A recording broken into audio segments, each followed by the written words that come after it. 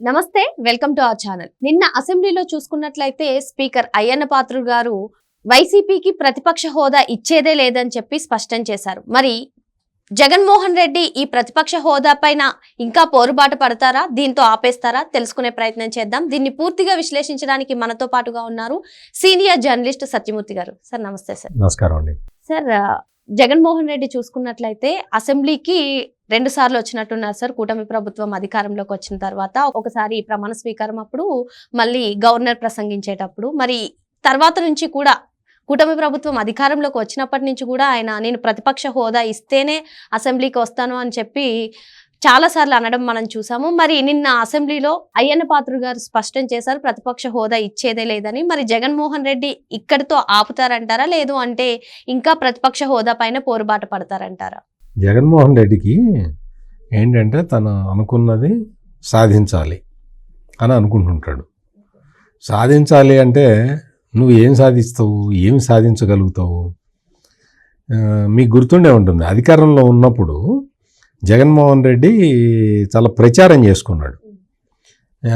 ఈ రాష్ట్రానికి జగన్మోహన్ రెడ్డే దిక్కు, జగన్మోహన్ రెడ్డి లేకపోతే ఈ రాష్ట్రం ఉండదు అని ప్రచారం చేసుకున్నాడు. ఆ ప్రచారం చేసుకోవటమే కాకుండా మామూలుగా పల్లెటూళ్ళల్లో ఇప్పటికీ మనం చాలా చోట్ల, పల్లెటూళ్ళలోనే కాదు పట్టణాల్లో కూడా మనం చూస్తుంటాం, కొంతమంది మత ప్రచారం చేస్తూ ఉంటారు.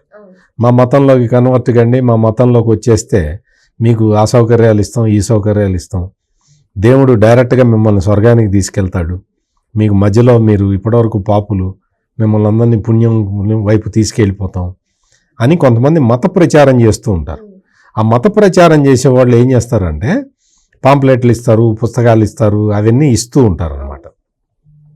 ఆ టైపులో జగన్మోహన్ రెడ్డి ఏం చేశాడంటే బుక్లెట్, ఒక స్టిక్కర్ ఇచ్చి ఈ మంత్రులు, అప్పుడు మంత్రులుగా ఉన్నవాళ్ళు, ఎమ్మెల్యేగా ఉన్న వాళ్ళందరినీ పంపించాడు, వెళ్ళి మీరు నా గురించి ప్రచారం చేయండి అని.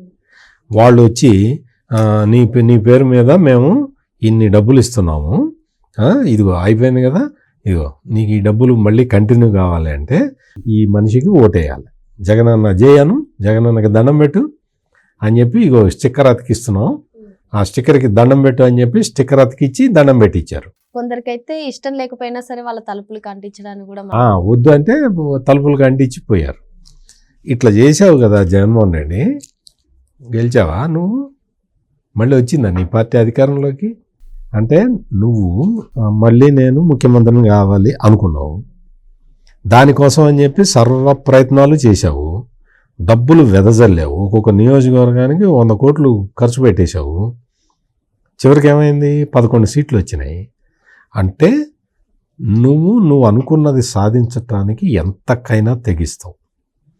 ఇప్పుడు దురదృష్టవశాత్తు ఏంటి అంటే జగన్మోహన్ రెడ్డి ఏదైతే జరగదో దాన్ని కోరుకున్నాడు. ఏది జరగదు? నీకు ప్రతిపక్ష హోదా రావటం అనేది జరగని పని. ఎందుకు జరగదు అంటే శాసనసభ నియమాలు, నిబంధనలు, చట్టాలు, వీటి ప్రకారం సాంప్రదాయాలు, వీటన్నిటితో పాటు సాంప్రదాయాలు ముఖ్యం, ప్రెసిడెంట్ అంటారు, అది ఉంటే ఇవ్వచ్చు. కానీ ఇక్కడ ఏంటి అంటే సాంప్రదాయాలు, సభా సాంప్రదాయాల ప్రకారం ఉన్న టోటల్ స్థానాల్లో 10% స్థానాలు వచ్చిన వాళ్ళకే, 10% స్థానాల కన్నా ఎక్కువ వస్తేనే ప్రతిపక్ష హోదా ఇస్తారు. ఆ 10% ఎందుకు పెట్టారు? అది కోరం ఉండాలి. ఏదైనా సభ, జనరల్ బాడీ సభ నడవాలి అంటే కోరం ఉండాలి, మినిమం సభ్యులు ఉండాలి. ఆ మినిమం సభ్యులు 10%. ఆ 10% ఉంటే అపోజిషన్ స్టేటస్ ఇస్తారు. జగన్మోహన్ రెడ్డి కళ్ళ ఎదుటే, జగన్మోహన్ రెడ్డి చూస్తుండగానే లోక్సభలో కాంగ్రెస్ పార్టీకి 10 సంవత్సరాల పాటు ప్రతిపక్ష హోదా లేదు, 10 years లేదు, 2 terms లేదు.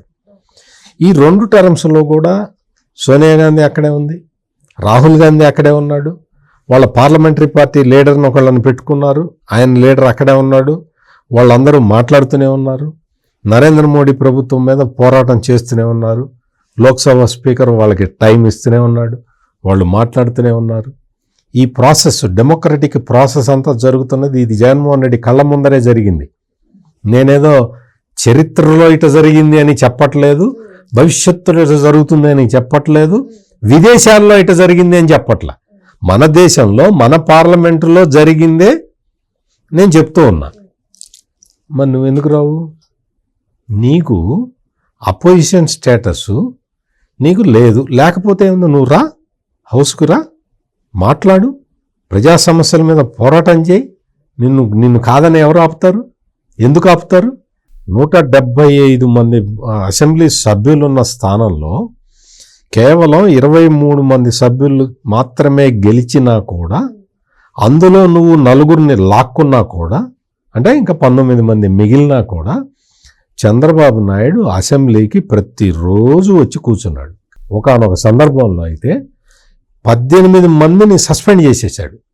ఆ రోజు 3-4 సభకి రాకపోతే సభకి రాని వాళ్ళని కూడా సస్పెండ్ చేశాడు స్పీకర్. ఆ రోజున స్పీకర్గా ఉన్న తమ్మినేని సీతారాం అందరినీ సస్పెండ్ చేసి చంద్రబాబు నాయుడు ఒక్కడే సీట్లో నిలబడి మాట్లాడుతూ ఉంటే పిల్లి కూతలు, కారు కూతలు, రన్నింగ్ కామెంటరీ, అవహేళన చేయటం, అపహాస్యం చేయటం, డిమోరలైజ్ చేయటం, చంద్రబాబు నాయుడు వయసుకి అనుభవానికి కూడా గౌరవం ఇవ్వకుండా అత్యంత నీచమైన పదజాలం వాడటం, తొడలు కొట్టడం, ఇవన్నీ చేసినా కానీ చంద్రబాబు నాయుడు తొణకలేదు, బెణకలేదు, అక్కడే నిలబడి ప్రభుత్వాన్ని నిలదీశాడు.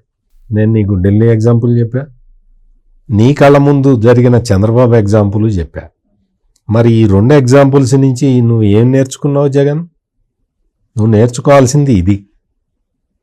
చూడు, చంద్రబాబు నాయుడిని చూసి నేర్చుకో.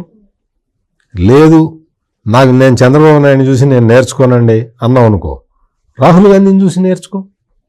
2 టర్మ్స్ అయిపోయిన తర్వాత, అంటే 10 సంవత్సరాల తర్వాత అపోజిషన్ లీడర్ అయ్యాడు.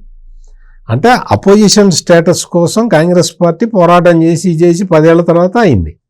నీకెన్నేళ్ళు పడుతుందో ఎవరికి తెలియదు. నువ్వు కూడా పోరాటం చేసుకో కూర్చొని.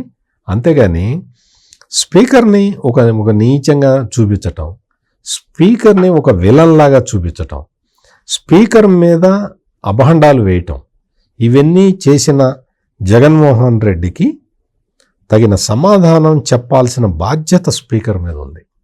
అందుకని ఆయన రూలింగ్ ఇచ్చాడు. ఆ రూలింగ్లో సెంట్రల్ ఐడియా ఏంటి అంటే, నీకు 10% సీట్లు లేవు కాబట్టి నీకు అపోజిషన్ స్టేటస్ రాదు అనేది సెంట్రల్ ఐడియా.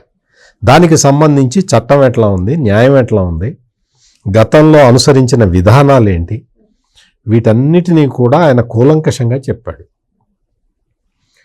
జగన్మోహన్ రెడ్డికి రాజకీయ గురువు ఒక ఆయన ఉంటాడు, కేసీఆర్ ఆయన పేరు. ఆయన తెలంగాణ రాష్ట్రానికి ముఖ్యమంత్రిగా ఉన్నాడు చాలా కాలం పాటు, 10 ఏళ్ల పాటు ఉన్నాడు. ఇప్పుడు లేడనుకోండి, పోయింది, అధికారం పోయింది. కేసీఆర్ ముఖ్యమంత్రిగా ఉన్న సమయంలో రెండోసారి ఎలక్ట్ అయినప్పుడు కాంగ్రెస్ పార్టీ ప్రధాన ప్రతిపక్షం హోదా ఉంది. అందులో నుంచి కొంతమంది సభ్యుల్ని గుంజేశాడు కేసీఆర్. కాంగ్రెస్ పార్టీ హస్తం గుర్తు మీద గెలిచిన ఎమ్మెల్యేలని లాగేశాడు. లాగేసిన తర్వాత కాంగ్రెస్ పార్టీకి 10% నిబంధన ఉంది కదా, ఆ నిబంధన కన్నా తక్కువ సీట్లు మిగిలినాయి కాంగ్రెస్ పార్టీలో, కాంగ్రెస్ శాసనసభా పక్షంలో. వెంటనే కేసీఆర్ ఏం చేశాడంటే, 10% కన్నా సీట్లు తక్కువ ఉన్నాయి కాబట్టి గుంజుకున్నది కేసీఆరే. అతనే గుంజుకొని అతను ఏం చెప్పాడు అంటే, 10% కన్నా సీట్లు తక్కువ ఉన్నాయి కాబట్టి కాంగ్రెస్ పార్టీకి అపోజిషన్ స్టేటస్ తీసేస్తున్నానని చెప్పాడు. స్పీకర్కి చెప్పాడు, తీసేయండి అన్నాడు. తెలంగాణ అసెంబ్లీ స్పీకర్ తీసేశాడు. బట్టి విక్రమార్క ఈ రోజున ఆయన డిప్యూటీ సీఎం తెలంగాణకి. ఆ రోజున కాంగ్రెస్ శాసనసభాపక్ష నాయకుడు అపోజిషన్ లీడర్గా ఉండాల్సిన మల్లు బట్టి విక్రమార్కని ఆ పొజిషన్ నుంచి తీసేసి శాసనసభాపక్ష నాయకుడుగానే ఆనాటి స్పీకర్ గుర్తించారు. జగన్మోహన్ రెడ్డి, ఒక్కసారి నీ కేసీఆర్ నీ రాజకీయ గురువు కదా, ఒకసారి వెళ్ళి అడుగు. అంటే 10% సీట్లు లేకపోతే ఉన్నది గుంజుకొని, వాళ్ళ సభ్యుల్ని గుంజుకొని అపోజిషన్ స్టేటస్ లేకుండా చేశాడు కేసీఆర్. అందుకని జగన్మోహన్ రెడ్డి తెలుసుకో, ఇంకా ఆ పని చేయలేదు కదా, నువ్వు చేసావు. జగన్మోహన్ రెడ్డి ఆ పని చేశాడు. చంద్రబాబు నాయుడికి తెలుగుదేశం పార్టీకి 23 మంది ఎమ్మెల్యేలు గెలిస్తే 4 బీకున్నాడు. ఇంకొక 2 బీకితే ఆయనకు అపోజిషన్ స్టేటస్ పోగొడదామని చెప్పి ప్లాన్ వేశాడు. ఉండదు అని కూడా అసెంబ్లీలో అనడం మనం అసెంబ్లీలో ఆన్ రికార్డ్ చెప్పాడు, నీకు ఉండదు, నేను బీకేస్తానన్నాడు. నిన్నేం చెబుతాడు, నేనే నీకు అపోజిషన్ స్టేటస్ ఇచ్చాను. నువ్వు ఇచ్చేది ఏంటి? సీట్లు ఉన్నాయి, 10% కన్నా ఎక్కువ ఉన్నాయి. నువ్వు ఇంకొక 2 లాగితే నీకు పోతుందని అన్నావు, నువ్వు ఆన్ రికార్డ్ అన్నావు.